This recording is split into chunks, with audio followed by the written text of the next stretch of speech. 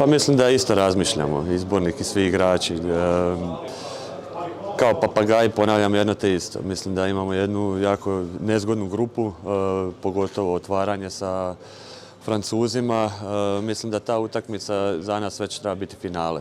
Ukoliko dobijemo tu utakmicu, bit će puno lakše dalje.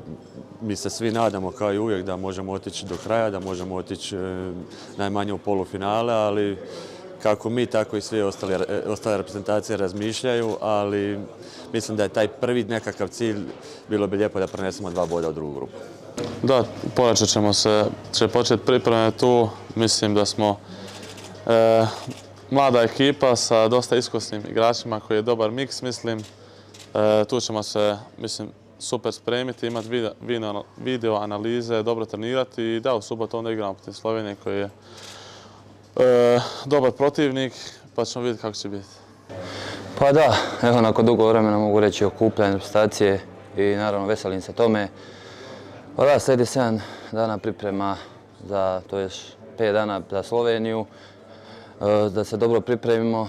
Sigurno trener ima varijante i naravno da su se čuli telefonski. Ima tu još dosta igrača koji mogu imati prednjeg, koji smo vidjeli sad u mom klubu PPD-u kako Srna igra prednjeg. To je jedan dobar znak. Imamo dosta rotacije na prednjem. Ja mogu pokriti halfa, tako je reći i Dule. Ima tu još dosta igrača koji će dosta pomoći u obrani našoj. Super. Sve očekujemo da će biti super tjedan, da ćemo napredovati kao ekipa i da ja nešto naučim i da mogu pokazati što mogu.